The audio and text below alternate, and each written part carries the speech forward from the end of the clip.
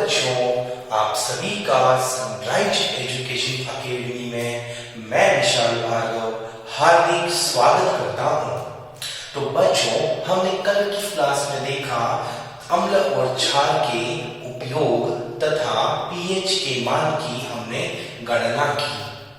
PH scale को 1909 में Sorensen नाम करके वैज्ञानिक ने निर्माण किया, जो हमें अम्लीयता या क्षारीयता, एसिडिटी या बेसिक का नॉलेज देता है। अब आज हम बात करने वाले हैं डेली लाइफ में कहां कहां पीएच का उपयोग होता है और कैसे कैसे होता है। तो पीएच का महत्व, इंपोर्टेंस ऑफ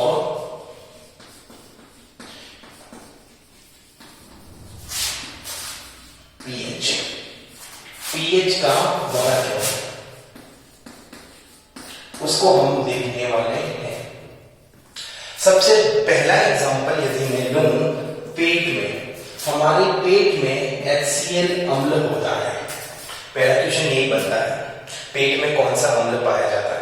HCl अम्ल। तो हमारे पेट में HCl अम्ल होता है और कभी कभी इस HCl अम्ल की एसिडिटी, इसकी वैल्यू बढ़ जाती है, जिसके कारण पेट में अम्लीयता, एसिडिटी का मान का लेवल भी बढ़ जाता है। और उस केस में हम जानते हैं कि इसकी पीएच, एसिडिटी है तो इसकी पीएच का मान 7 से कम है, तो हमें भी ऐसे पदार्थ का उपयोग करना चाहिए जिसकी पीएच 7 से ज्यादा हो। और इस वजह से हम प्रयोग करते हैं MgOH होल ट्वाइस, जिसको मैग्नीशियम हाइड्रोक्साइड कहते हैं। इसका उपयोग पेट की अम्लीयता को दूर करने में किया जाता है। MgOH whole twice. ओके बच्चों, तो MgOH होल ट्वाइस के द्वारा हम इसका प्रयोग कर सकते हैं। तो हमने यहाँ पर पीएच का उपयोग कहाँ किया कि हमें पता चला HCl बढ़ा तो पीएच की वैल्यू 7 से कम है, तो हमें ऐसी चीज का प्रयोग करना है जिसकी पीएच का मान 7 से ज्यादा हो। और MgOH होल ट्वाइस हमारे लिए बेस्ट है, इसी को हम मिल्क ऑफ मैग्नीशिया कहते हैं। तो यहाँ पर हमने पीएच की महत्व के बारे में बात कर रहा हूँ, इसी वजह से मैं बोल सकता हूँ कि HCl की वैल्यू बढ़ने का मतलब पीएच का मान 7 से कम होना, और मैं कुछ ऐसी चीज का सेवन करूं जिसमें पीएच का मान 7 से ज्यादा हो, अर्थात मैंने MgOH होल ट्वाइस का प्रयोग किया, मिल्क ऑफ मैग्नीशिया का उपयोग किया, इसने इसको उदासीन कर दिया, न्यूट्रल कर दिया। आगे यदि मैं बात करूं तो रात्रि के दौरान हमारे मुंह में लार का निर्माण होता है।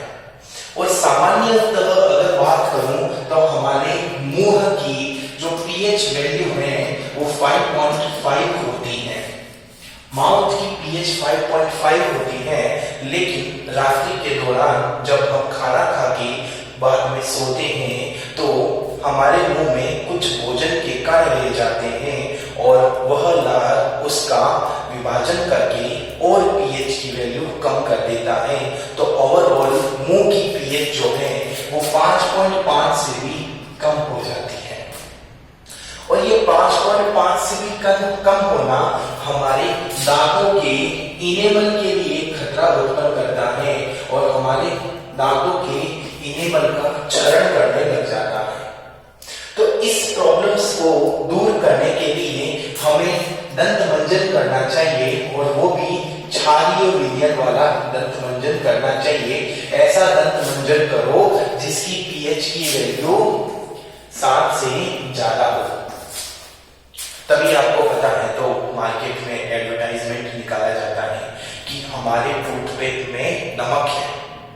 आपको पता है उससे क्या तुम्हारे टूथपेस्ट में नमक है? ऐसे क्वेश्चंस बनते हैं, मार्केट में एडवर्टाइजमेंट चलता है कि नहीं, तो कि मेरे टूथपेस्ट में नमक है।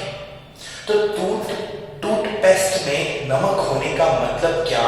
उसकी क्षारीय का मान ज्यादा है, और क्षारीयता जितनी ज्यादा होगी पीएच कितनी भी कम हो उसको न्यूट्रलाइज कर देगी। अगर मैं एक कंपनी खोलता हूं और मैं टूथपेस्ट बनाता जानता हूं तो मैं यह बोलूंगा कि क्या आपकी टूथपेस्ट की क्षारीयता 7 से ज्यादा है? अगर 7 से ज्यादा है तो वो हमारे लिए उपयोगी है, 7 से कम है तो 7 से कम तो ये भी था वो भी था, दोनों मिलकर एनिमल को खराब कर रही है।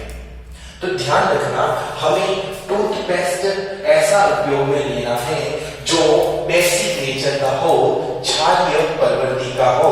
और हम जानते हैं क्षारीय प्रवृत्ति बेसिक नेचर का मतलब पीएच का मान 7 से ज्यादा होगा। तो बताओ दंत मंजन कैसा होना चाहिए?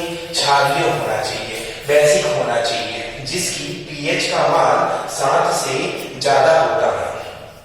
और सुनिए, बारिश के दिनों में बहुत सारे कीट आते हैं, छोटे छोटे कीट जानवर, छोटे छोटे जानवर आ जाते हैं और वो जानवर हमारे डंक मार देते हैं। बारिश के नॉर्मल डेज में भी जानवर जो होते हैं, चींटी एग्जाम्पल के तौर पे चींटी डंक मारती है तो जिस शरीर के जिस भाग पर डंक मारती है तो उस शरीर पर अपना कुछ अम्ल स्रावित कर देती है, जिसके कारण उस पर हल्की सी सूजन आ जाती है और जलन होती है।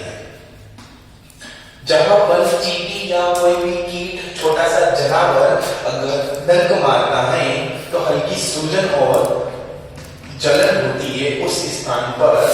कारण क्या? क्योंकि उन्होंने डंक मारते समय कुछ अम्ल वहां पर स्रावित करती है। जैसे लाल चींटी डंक मारेगी, फॉर्मिक एसिड जो है वो श्रावण का करेगी और फॉर्मिक एसिड क्या करता है, उस जगह पर सूजन क्रिएट कर देता है, थोड़ा सा यहाँ पर जलन भी अनुभव करवाता है। तो इस यहाँ पर सूजन और जलन किसके कारण हुई है? अम्ल के कारण हुई है। तो मैं जानता हूं कि यहाँ पर अम्ल के कारण हुई है तो मैं किसी क्षारीय लवण का प्रयोग करूंगा और वो क्षारीय लवण है NaHCO3। क्योंकि ये अम्ल, ये सूजन और जलन एसिड के कारण हुई है, अम्ल के कारण हुई है, तो मुझे वहां पर ऐसी कुछ उपयोग करना चाहिए कि उसकी पीएच की वैल्यू वापस बढ़ा दे। एसिड क्षार का मतलब पीएच का मान 7 से कम हो गया तो NaHCO3 जो है वो क्षारीय प्रवृत्ति का होता है, बेसिक नेचर का होता है और इसका उपयोग करने से उस सूजन और जलन को मैं कहीं हद तक कम कर सकता हूं। रीजन, पीएच का मान कम था, मेरा काम पीएच का मान बढ़ाना। तो वापस मैं बोल रहा हूं, इंपॉर्टेंस ऑफ पीएच पढ़ रहे हैं और हमने 3 इंपॉर्टेंस को देखा। और एक इंपॉर्टेंस देखो जिसको बोलते हैं अम्ल वर्षा, जिसको इंग्लिश में बोलते हैं बेटा एसिड रेन। ये एसिड रेन बहुत ही गंदी चीज है। क्यों होती है एसिड रेन? मेन कारण ये है कि उद्योगों से या वाहनों से प्रदूषण निकलता है और उस प्रदूषण में SO2 और NO2 ये दो गैसें पाई जाती हैं।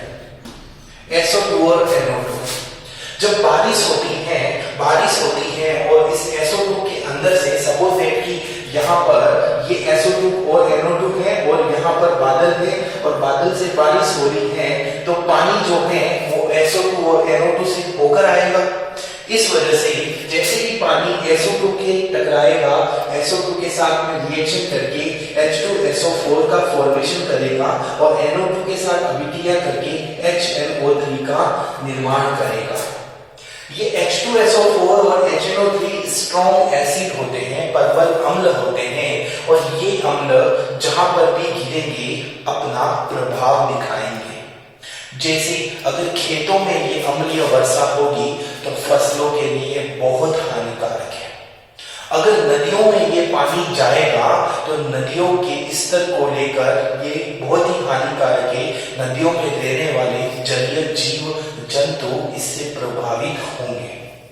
यहाँ तक कि वो प्रेम की निशानी ताजमहल वह भी पीला पड़ रहा है, कारण अम्लीय वर्षा, एसिड रेन। संगमरमर का बना है, वो सफेद कलर का है। एसिड रेन के कारण उसका संगमरमर का सफेद कलर पीला पड़ने लग गया है। इसी वजह से यूपी सरकार ने उस ताजमहल के निकट 10 किलोमीटर से ज्यादा एरिया में वाहनों को प्रतिबंधित कर दिया। ना ही वहां पर वाहन आएंगे, ना ही NO2 या SO2 बनेगी, ना ही अम्लीय वर्षा होगी। तो अम्लीय वर्षा जो है, अब कोई यदि ये पूछे कि अम्लीय वर्षा की pH का मान कितना होता है, 7 से कम होता है। चूंकि H2SO4 HNO3 तो बहुत प्रबल अम्ल है, तो 7 से तो बहुत कम होगा, लगभग 3 और 4 के आसपास। डिपेंड करेगा H2SO4 और HNO3 की वैल्यू उसके अंदर कितनी है। जबकि साधारण वर्षा में की बात करूं तो साधारण वर्षा जो होती है उसकी pH का मान लगभग 7 के बराबर ही होता है, उदासीन न्यूट्रल होती है। तो बेटा देखा आपने अम्लीय वर्षा, वापस देख लो, NO2 और SO2 के कारण यहाँ पर अम्लीय वर्षा होती है।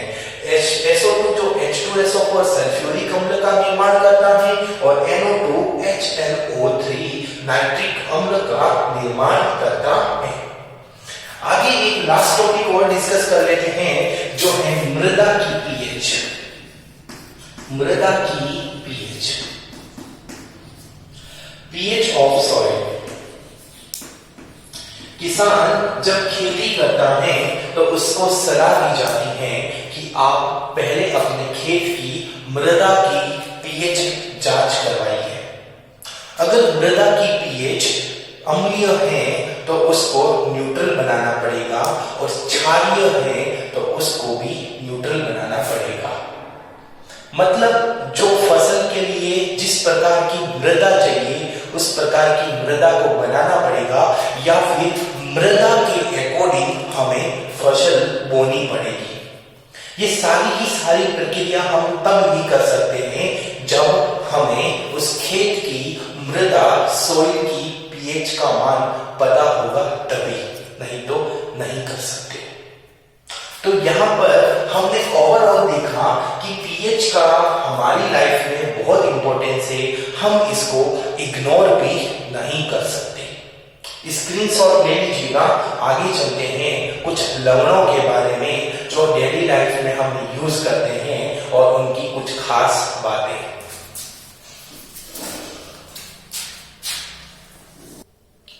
तो अब हम पढ़ने वाले हैं दैनिक जीवन में कुछ उपयोगी यौगिक, some important compound in our daily life. 6 topic है, 6 यौगिक को पढ़ेंगे। सबसे पहले हम NaCl को ले लेते हैं। NaCl, ये NaCl है, इसको साधारण हम खाने का नमक बोलते हैं, कॉमन साल्ट बोलते हैं। NaCl कॉमन साल्ट, जिसको खाने का नमक बोलते हैं। ये व्हाइट कलर का होता है, ठोस पदार्थ होता है, और सफेद कलर का होता है। सफेद कलर का, व्हाइट कलर का ठोस पदार्थ होता है जिसका गलनांक उच्च होता है। इसका गलनांक मेल्टिंग पॉइंट की वैल्यू ज्यादा होती है, और कितनी होती है? ये होती है 1081। कितनी होती है इसका गलनांक? बॉइलिंग पॉइंट, गलनांक जिसको बोलते हैं melting point, sorry melting point. और मेल्टिंग पॉइंट की वैल्यू की बात करूं तो 1081 केल्विन होती है। केल्विन किसका मात्रक है? तापमान का मात्रक है, टेम्परेचर की यूनिट है मेल्टिंग पॉइंट। ठीक है, इसका गलनांक मेल्टिंग पॉइंट आप देख सकते हैं बहुत ज्यादा होता है। सो इसका उपयोग हम किसी का मेल्टिंग पॉइंट बनाने में करते हैं। जैसे आपके घरों में आपने देखा होगा, घरों के बाहर जब कोई गुल्फी वाला आता है तो गुल्फी वाला फ्रीज लेके तो नहीं घूमता होगा। वो गुल्फी वाला अगर घूमता है तो उसकी जो गुल्फियां होती हैं वो एक बर्फ के अंदर रखी होती हैं, और उस बर्फ में नमक भी डाला जाता है। क्यों? क्योंकि वह नमक उस बर्फ को जल्दी गलने नहीं देगा। बिकॉज ऑफ दैट नमक का मेल्टिंग पॉइंट ज्यादा होता है, इसलिए। तो आप देख सकते हैं गलनांक मेल्टिंग पॉइंट 1081 होता है। अगर मैं बात करूं जल में घुलने की, जल में विलेयता, जल में विलेयता भी इसकी उच्च होती है। जल में विलेयता भी उच्च होती है, हाई होती है। ठीक है, और यहां पर मैं इसको इंग्लिश में बोलूं तो बेटा इसको इंग्लिश में बोलूंगा सोल्यूबल इन वाटर। और कैसा सोल्यूबल है? उच्च सोल्यूबल है। आप देख सकते हैं एक गिलास लो, गिलास में 2 चम्मच नमक डालो, थोड़ा सा हिलाओ, फिर देखो नमक दिखेगा भी नहीं। क्यों? क्योंकि आप बोलेंगे घुल गया। इसी को ही तो बोलते हैं विलेयता। किसी भी जल में घुलना ही विलेयता कहलाता है। घुलना आप घरों पर बोलते हो, हम बोलते हैं विलेयता, जिसको इंग्लिश में बोलते हैं सोल्यूबल। तो ग्रेट सोल्यूबिलिटी होती है NaCl की इन वाटर में डालते ही थोड़ा सा हिलाने पर ये तो घुल जाता है। इसी वजह से मैंने बोला सोल्यूबिलिटी ज्यादा हो गई है। अगर घुल गया तो इसके बाद में हम देखेंगे कि यहाँ पर आयंस का फॉर्मेशन होगा, जल में ये आयन का निर्माण कर देगा। कैसे?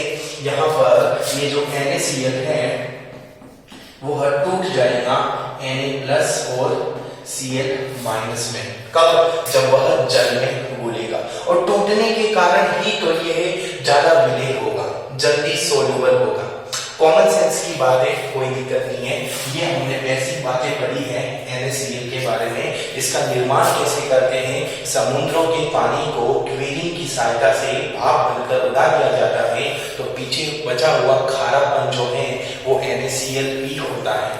उसमें कुछ अशुद्धियां भी होती हैं जिनको अलग अलग तरीके से हम दूर कर सकते हैं। अशुद्धियों का नाम बोलूं तो MgCl2, कैल्शियम क्लोराइड, बहुत सारी अशुद्धियां होती हैं। इम्प्योरिटी जिसको बोलते हैं, उनको हम HCl के माध्यम से दूर भी कर सकते हैं। मेन इंपॉर्टेंट बात ही हम डिस्कस करने वाले हैं। अगर मैं बात करूं इसके उपयोग की,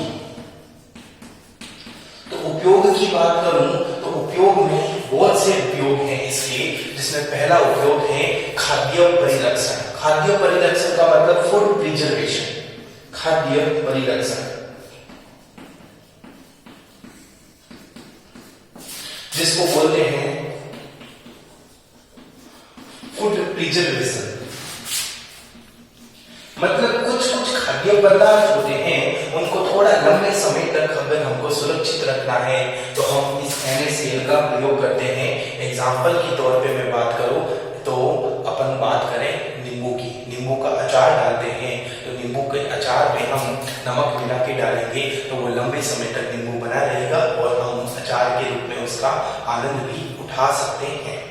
तो खाद्य परिरक्षण इसको बोलते हैं, खाद्य को लंबे समय तक रक्षा करना, खाद्य परिरक्षण, फूड प्रिजर्वेशन। तो ये NaCl का प्रयोग मैंने बताया आपको खाद्य परिरक्षण के रूप में करते हैं। और आप लोगों को मैंने अभी एक बताया था एग्जाम कि इसका प्रयोग हम वो गुल्फी वाला करता है। मैंने एग्जाम्पल बताया कि गुल्फी वाला क्या करता है, उसका एक बॉक्स होता है, आपको पता हो तो मैं यहाँ बना देता हूँ। ये एक बॉक्स होता है और अंदर एक बॉक्स होता है, यहाँ पर वो बर्फ डालता है और यहाँ पर आपकी गुल्फियां पड़ी होती है। यू नो अबाउट गुल्फी? गुल्फी क्या होती है? गुल्फी होती है एक बर्फ का गोला, उसमें एक घोचा होता है, घोचा होता है और वो घोचा ऐसे होता है, वो होता है गुल्फी। और उसको लंबे समय तक बर्फ में ही बना के रखना है तो उसको वातावरण भी बर्फ वाला ही देना पड़ेगा। तो बाहर क्या होती है? वातावरण। अब मत बोलना सर ये घोचा क्या होता है। यू नो वो घोचा, घोचा क्या होता है वो मुझे नहीं पता। तो यहाँ देखिए इसमें मैं नमक मिला देता हूँ यहाँ पर, तो नमक मिलाने से इस बर्फ की पिघलने की क्षमता जो है वो कम हो जाएगी और जो बर्फ 0 डिग्री सेल्सियस पर ही पिघल जाता वो बाद में पिघलेगा, लंबे समय तक बर्फ बना रहेगा। इसको बोलते हैं अपन किसी भी सॉल्यूशन या किसी का भी गलनांक यदि कुछ करना है, हाई करना है, गलनांक को बढ़ाने में, to increase the value of melting point. तो कुछ लगा तो नहीं है यहाँ पर? Okay. To increase the value of melting point, गलनांक को उच्च करने में, बढ़ाने में हम किसका प्रयोग करते हैं? NaCl का, जिसको बोलते हैं सोडियम क्लोराइड। सोडियम क्लोराइड, ये सोडियम और ये क्लोराइड। इसका उपयोग हम खाने में भी करते हैं। एक दिन अगर आपकी मम्मी खाने में नमक, सब्जी में नमक नहीं डाले तो फिर आप क्या करेंगे? मम्मी को बोलेंगे वाह मम्मी आपने तो सब्जी में नमक नहीं डाला, मजा आ गया। क्या बोलेंगे? मजा आ गया। मजा आएगा क्या? नहीं आएगा, बिल्कुल भी नहीं आएगा। और कुछ कुछ ज्यादा शौकीन है खाने के नमक, तो उनको तो नमक चाहिए ही चाहिए, नहीं तो वो कहीं पड़ोस में जाके नमक लेके आ जाएंगे, लेकिन आएंगे जरूर नमक लेके। वैसे ध्यान रखना, शाम के टाइम में कोई भी नमक नहीं देता है, ये सिलेबस में नहीं है, अलग की बात है। आगे चलते हैं। यहाँ पर उपयोग की बात करूं तो खाद्य परिसंचरण में मैंने किया, किसी के गलनांक मेल्टिंग पॉइंट को बढ़ाने में किया, और खाने के रूप में नमक का प्रयोग किया। अब वेरी मोस्ट इंपोर्टेंट बात जो है वो मैं अब बताने वाला हूं, जो अब सुनिए। NaOH sodium hydroxide, CaOCl2 bleaching powder विरंजक चूर्ण, Na2CO3 धोने का सोडा वॉशिंग सोडा, NaHCO3 खाने का सोडा ईटिंग सोडा। इन सब के फॉर्मेशन में हम कहीं ना कहीं किसी न किसी रूप में इस NaCl का प्रयोग करते हैं। और इन सब के बारे में जो मैंने यहाँ लिखा है ना, ये 4 words, NaOH NaOH sodium hydroxide, calcium oxide, ये CaOCl2 विरंजक चूर्ण ब्लीचिंग पाउडर, ये Na2CO3 इसको बोलते हैं धोने का सोडा, Na2CO3.10H2O होता है। मैंने बेसिक कंपाउंड लिखा, क्रिस्टल वाली बात नहीं लिखी है। तो धोने का सोडा जिसको हम बोलते हैं वॉशिंग सोडा, और NaHCO3 खाने का सोडा ईटिंग सोडा। इन सब के फॉर्मेशन में, निर्माण में किसी न किसी रूप में हम इस NaCl का उपयोग करते हैं। Get it? तो ये मैंने NaCl के बारे में खूब सारी बातें बताई। हटूं तब स्क्रीनशॉट ले लो, फिर चलते हैं अगले यौगिक के बारे में। तो NaCl के बारे में हमने देखा, और अब हम देखेंगे NaOH को। इसको बोलते हैं सोडियम हाइड्रोक्साइड, इसी का दूसरा नाम है कास्टिक सोडा। क्या नाम है बेटा इसका? Caustic soda, caustic soda. Okay, अब सुनिए NaOH का निर्माण कैसे होता है। मैं यहां पर एक विलयन लेता हूं, और एक विलयन जो है वो विलयन है हमारा NaCl का। इसको मैंने किसी बैटरी से जोड़ा, और बैटरी का एक तो होगा एनोड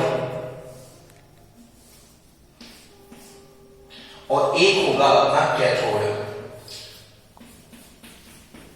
ये है बेटा एनोड और ये है हमारा कैथोड। तो जब NaCl का मैं विद्युत अपघटन करवाऊंगा, तो यहां पर मुझे Na+ और Cl- मिलेगा। तो ये जो Cl- जिसको क्लोरीन बोलते हैं, वो क्लोरीन जाएगी अपने एनोड के ऊपर, और यहाँ एनोड के ऊपर एक क्लोरीन गैस का फॉर्मेशन होगा। तो कैथोड में क्या होगा? कैथोड में हाइड्रोजन गैस रिलीज होगी, और इसकी सतह पर अपने NaOH हमें मिलेगा। ये है हमारा औद्योगिक मेथड, औद्योगिक तरीका। हम NaCl से NaOH प्राप्त कर सकते हैं, आपने देखा। अगर मैं रिएक्शन की बात करूं तो 2NaCl जब हमें इसको 2H2O जल में बनाता हूं, तो मुझे 2NaOH फॉर्मेशन होता है। साथ में अपन हाइड्रोजन गैस भी निकालते हैं, Cl2 बनता है, और एक हाइड्रोजन गैस का निर्माण होता है। ये जो रिएक्शन है, ये रिएक्शन यहाँ मैंने आपको बताई, और वहां पर भी बताई। कैसे रिएक्शन? कि NaCl का जलीय विलयन, ये है वाटर सॉल्यूशन ऑफ NaCl, और जब इसका मैं विद्युत अपघटन इलेक्ट्रोलाइट्स करवाता हूं, जिसको हाइड्रोलाइसिस बोलते हैं, तो हाइड्रोलाइसिस करवाने के बाद में हम देखेंगे कि NaCl जो है वो NaOH Cl2 और H2 में कन्वर्ट होता है। ये NaOH आपको कैथोड पर प्राप्त होगा, तथा इसके साथ में हाइड्रोजन गैस भी मुक्त होगी, और एनोड पर क्लोरीन गैस Cl2 का प्रक्षेपण होगा। तो हम देख सकते हैं ये जो प्रोसेस है, ये प्रोसेस इंडस्ट्री प्रोसेस है, औद्योगिक प्रक्रिया है, जिसके द्वारा हम NaCl से NaOH कास्टिक सोडा का निर्माण कर सकते हैं। अगर निर्माण तो हो गया, कुछ प्रॉपर्टी गुणों की बात करूं तो ये प्रबल क्षार होता है, इसको स्ट्रॉन्ग बेस कहते हैं। प्रबल क्षार होता है, इसको हम स्ट्रॉन्ग बेस कहते हैं। क्या कहते हैं? स्ट्रॉन्ग बेस कहते हैं।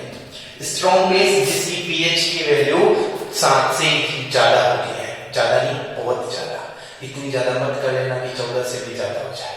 14 से ज्यादा नहीं करनी है, 7 और 14 के बीच की ही मान रखना है। लगभग 12 होती है इस NaOH की pH। लगभग बोला बेटा मैंने, एग्जैक्ट वैल्यू नहीं होती, ठीक है। अगर मैं बात करूं NaOH को मैंने NaCl से प्राप्त किया, प्रबल क्षार स्ट्रॉन्ग बेस भी होता है, और आगे मैं बात करूं तो यह कलर सफेद होता है और गलनांक 591 केल्विन होता है। श्वेत कलर का चिकना होता है, श्वेत कलर का चिकना होता है, और इसका गलनांक जो है मेल्टिंग पॉइंट कितना होता है? 591 केल्विन। मेल्टिंग पॉइंट गलनांक क्या होता है? मेल्टिंग पॉइंट मैंने आप सबको बता रखा है कि मेल्टिंग पॉइंट का मतलब ठोस अवस्था से द्रव अवस्था में बदलना। जैसे जल का मेल्टिंग पॉइंट 0 डिग्री सेल्सियस होता है, 273 केल्विन। मतलब ठोस जो है, बर्फ है, वो पानी में 0 डिग्री सेल्सियस पर बदलेगा यदि आप निरंतर रूप से उसको उष्मा, गर्मी, हीट देंगे तो। ओके, आगे चलते। तो यहाँ पर बताया मैंने कि श्वेत चिकना होता है, व्हाइट कलर का स्मूथ होता है, और इसका मेल्टिंग पॉइंट गलनांक 591 केल्विन होता है। साथ में यदि देखूं तो इसकी जो घुलनशीलता होती है वो बहुत ही ज्यादा उच्च होती है। घुलनशीलता, जिसको इंग्लिश में बोलते हैं सोल्यूबिलिटी इन वाटर। पानी में, जल में घुलनशीलता होती है, सोल्यूबिलिटी वो उच्च होती है, हाई होती है, और ये आराम से आयन का निर्माण करता है, और 100% ये आयन में टूट जाता है, जिसको आयनित करना कहते हैं। 100% टूटेगा मतलब Na+ बन जाएगा और OH- बन जाएगा। और आर्हेनियस के अनुसार NaOH जब OH- आयन देता है, इसी वजह से इसको हम किस नाम से जानते हैं? क्षार बेस के नाम से जानते हैं। कास्टिक सोडा NaOH है, इसके बारे में हमने इतनी बातें कर ली। चलिए हम आगे बात करते हैं, इसके उपयोग के बारे में हम देखते हैं।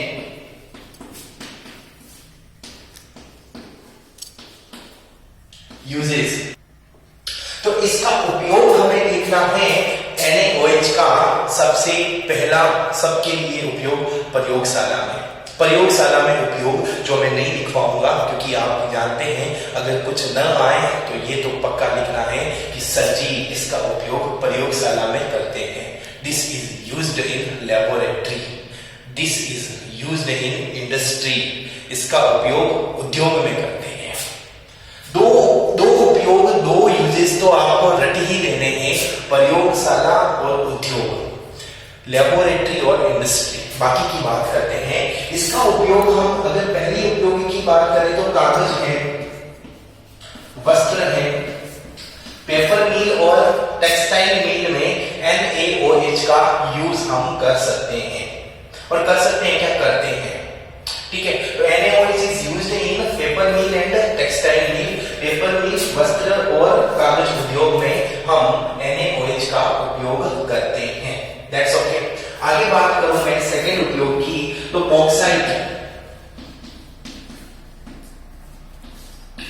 बॉक्साइट से एल्यूमिनियम प्राप्त करना है तो हमें NaOH का प्रयोग करना पड़ेगा।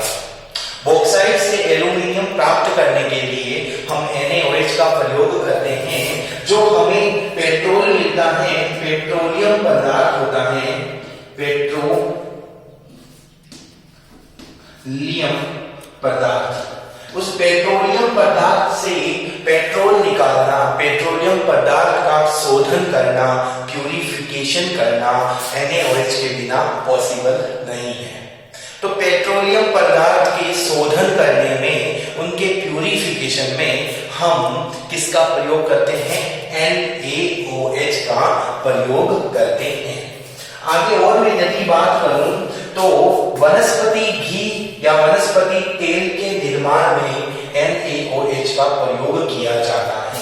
तो कौन से तेल व घी के निर्माण में भी हम NaOH कास्टिक सोडा का प्रयोग करते हैं, ठीक है। और सबसे बड़ी बात आप लोगों ने देखा होगा, साबुन बनाने में, सौंफ का फॉर्मेशन करने में इसका फॉर्मेशन, उसका उपयोग किया जाता है। तो बेटा ये मैंने आज पढ़ाया आपको NaCl, NaOH, बाकी की चर्चा करेंगे हम अगली क्लास में। तब तक के लिए मैं आज्ञा चाहता हूं। धन्यवाद। राम राम।